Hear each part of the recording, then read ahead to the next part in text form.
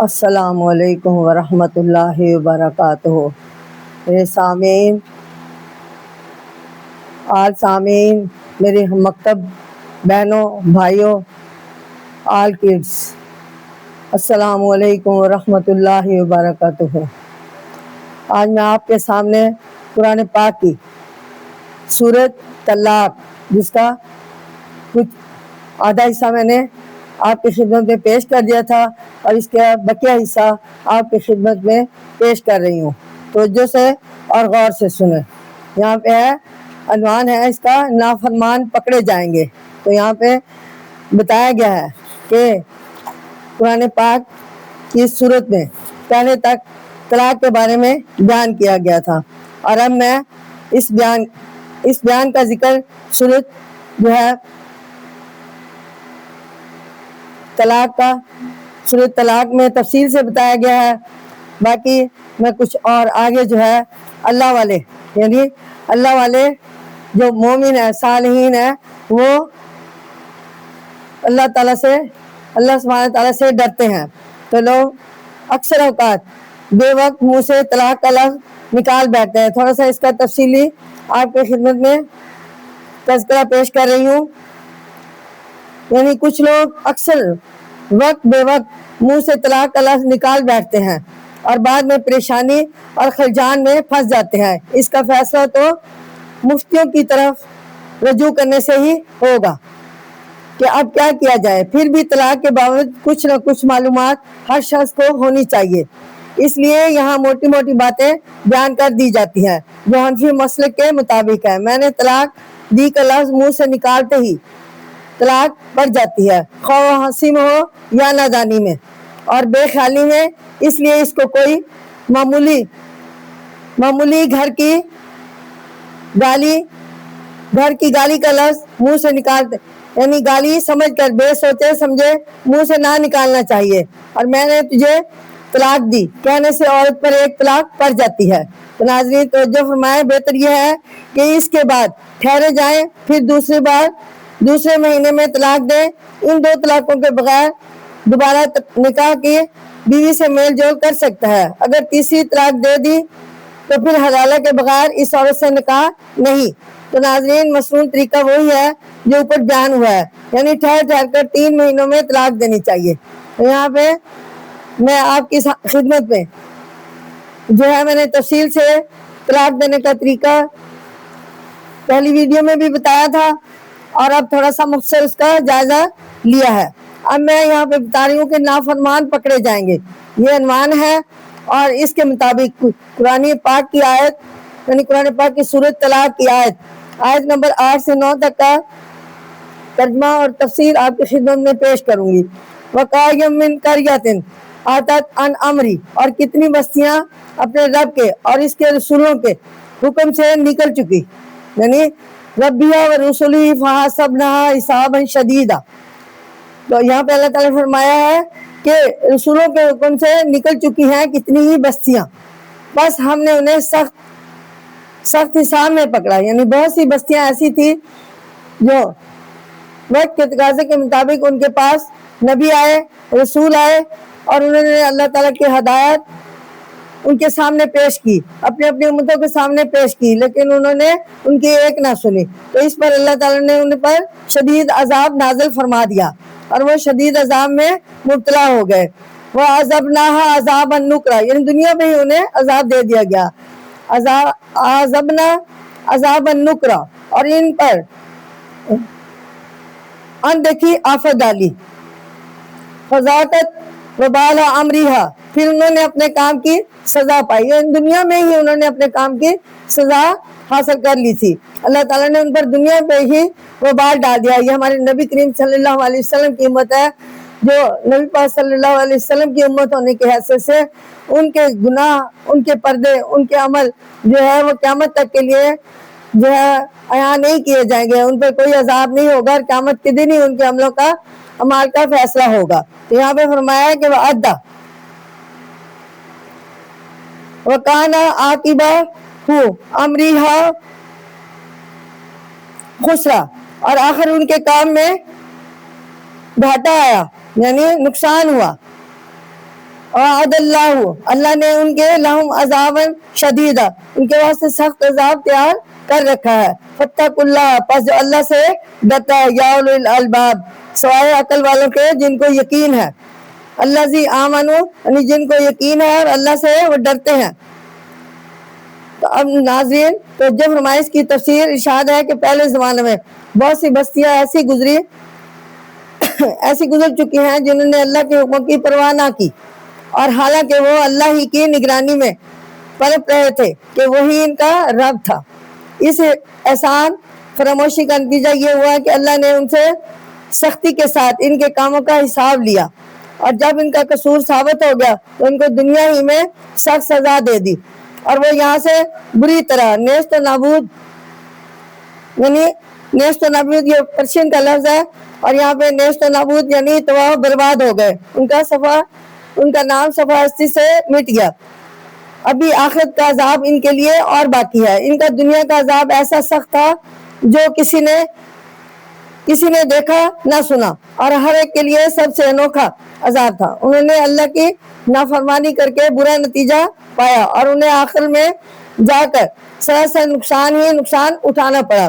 ناظرین یہ اللہ تعالیٰ کا فرمان ہے، اس آیت کے ذریعے بتایا جا رہا ہے۔ اس کے بعد انہیں آخرت کا عذاب بھگتنا پڑے گا، اور وہ اس سے بھی سخت عذاب ہوگا۔ ان نافرمانوں کا حال سن کر اے سوچ سمجھ والو غور سے توجہ فرماؤ، ہر وقت اللہ سے ڈرتے رہو تاکہ کہیں ایسی غلطی نہ کر بیٹھو جس سے تم پر اللہ کا عذاب نازل ہو۔ ہم نے تمہاری نصیحت کے لیے یہ قرآن پاک نازل فرمایا ہے، یعنی نازل کر دیا ہے۔ یہ اللہ سبحانہ تعالیٰ کی طرف سے قرآن پاک ہمارے نبی کریم صلی اللہ علیہ وسلم پر فرشتہ جبرائیل امین علیہ السلام کے ذریعے نازل ہوا، اور ان کی امت کی ہدایت کا سرچشمہ ہے۔ تو ناظرین توجہ سے اور غور سے سنیں، قرآن اور رسول۔ اب یہاں پہ فرمایا جا رہا ہے قرآن اور رسول، یعنی ہمارے آخری نبی حضرت محمد مصطفیٰ صلی اللہ علیہ وسلم اور ان کی کتاب قرآن مجید کے بارے میں تفصیل سے بتا رہی ہوں۔ آیات کے مطابق قد انزل اللہ علیکم ذکرا، بے شک اللہ نے تم پر نصیحت اتاری، رسول یتلو علیکم آیات اللہ، یہ رسول جو تمہارے سامنے کھول کر سنانے والی، آیات اللہ مبینات یعنی کھول کر سنانے والی اللہ کی آیتیں پڑھتا ہے، یعنی اللہ سبحانہ تعالیٰ کی آیتیں جو ہے یہ رسول جو ہے وہ پڑھتا ہے، لیخرج الذین، تاکہ ان لوگوں کو جنہوں نے آمنوا وعملوا الصالحات، جو یقین لائے، ایمان لائے، بھلے کام کیے، اور اندھیروں سے من الظلمات الی النور، اندھیروں سے اجالے میں نکالے۔ اب یہاں پہ ہے وَمَن یُؤْمِنُ بِاللَّهِ، اور جو اللہ پر یقین لائے، وَیَعْمَلْ صَالِحًا، اور کچھ بھلائی کرے، یُدْخِلُهُ جَنَّةٍ تَجْرِی، اس کو باغوں میں داخل کرے گا جن کے من تحتہا الانہار، نیچے نہریں بہہ رہی ہوں گی، خالدین فیہا، اس میں سدا یعنی ہمیشہ رہے گا، ابداً یعنی ہمیشہ کی زندگی اس میں جنت میں گزرے گی۔ قد آسن اللہ لہ رزقا، اور البتہ اللہ نے اسے خوب روزی دی ہے۔ توجہ سے اور غور سے سنیں، اس کی تفسیر آپ کی خدمت میں پیش کر رہی ہوں۔ یعنی ارشاد ہے کہ تمہیں اللہ کے حکم معلوم کرنے میں کوئی مشکل پیش نہیں آئے گی، تمہارے پاس ہم نے گھر بیٹھے ہی نصیحتوں کا مجموعہ بھیج دیا ہے جسے قرآن پاک کہا جا رہا ہے، اور وہ قرآن ہے جسے ہمارا رسول لے کر آپ کی خدمت میں آیا ہے۔ اب یہ رسول تمہیں اللہ کی آیتیں پڑھ پڑھ کر سناتا ہے، اور ان آیتوں میں صاف صاف اور کھلی نصیحتیں بھری پڑی ہیں، اور ان آیتوں کے اس رسول کے ہاتھ بھیجنے کا مقصد یہ ہے کہ جو کوئی انہیں سن کر اللہ پر ایمان لائے گا اور اس کو اپنا اکیلا معبود بنائے اور اچھے کام کرنے پر کمر باندھ لے، اے اللہ شک و شبہ کے اندھیروں سے نکال دے گا۔ تو اللہ سبحانہ تعالیٰ جو ہے شک و شبہ جو تمہارے ذہنوں میں ہے ان کے اندھیروں سے نکال کر تمام تفصیلات آپ کے سامنے آ جائے گی اور ہدایت کی روشنی میں لے آئے گا، اور اس روشنی میں اسے صاف معلوم ہو جائے گا کہ اسے کیا کرنا چاہیے اور کیا نہیں کرنا چاہیے۔ اب اس کا انعام بھی سن لو، جو کوئی اللہ پر ایمان لائے گا اور نیک کام کرے گا تو ناظرین اسے اللہ مرنے کے بعد ایسے باغوں میں جگہ دے گا جن کے اندر نیچے نیچے جا بجا نہریں بہ رہی ہوں گی، اور پھر یہ جگہ عارضی طور پر نہیں بلکہ ہمیشہ ہمیشہ رہنے کے لیے ہوگی، تاکہ اسے یہ کھٹکا نہ رہے جیسے کہ دنیا میں تھا کہ ان چیزوں سے کیا دل لگائے، یہ تو تھوڑے دن کی ہے۔ تو ایسے لوگوں کے نصیب کھل گئے اور اللہ سبحانہ تعالیٰ نے انہیں بہت اچھا انعام دیا ہے۔ ناظرین تو جو ہمارے غور سے سنیں اس قرآن پاک کی سورۃ طلاق اس کی آیت نمبر 12، تو یہ اسے عنوان دیا ہے اللہ کی قدرت۔ اب اللہ سبحانہ تعالیٰ کی قدرت کیا ہے ذرا آیت کے ذریعے میں آپ کو سمجھا رہی ہوں، توجہ فرمائیں۔ اللہ الذی خلق سبع سماوات، سبحان اللہ، دیکھیں اللہ وہ ہے، اللہ وہ ذات ہے جس نے 7 آسمان تہ بتہ بنائے، وَمِنَ الْأَرْضِ مِثْلَهُنَّ يَتَنَزَّلُ الْأَمْرُ، اور اتنی ہی زمین بھی اترنا ہے، یعنی جتنے آسمان ہے 7 تہ آسمان کی ہے تو اسی طرح اتنی ہی نیچے زمین کی ہے۔ امر بینہن لتعلمون ان اللہ علی کل شیء قدیر، اس کا حکم ان کے اندر تاہم تم جان لو کہ اللہ ہر چیز پر قدرت کر سکتا ہے، یعنی ہر چیز کے بارے میں جان سکتا ہے، اور دنیا کی ہر چیز اللہ ہی کی حکم سے بنی ہے۔ ناظرین وَأَنَّ اللَّهَ قَدْ أَحَاطَ، بس، اور اللہ کے علم میں اللہ نے ہر چیز پر احاطہ کیا ہوا ہے، ہر چیز پر اللہ تعالیٰ کا حکم ہے۔ بِكُلِّ شَيْءٍ عِلْمًا، ہر چیز کے بارے میں اللہ تعالیٰ جانتا ہے، یعنی ہر چیز اس کے علم میں سمائی ہوئی ہے۔ تو غور سے سنیں، یہاں پہ ارشاد ہے کہ اللہ عز و جل کی بابت تمہارے دل میں شعبے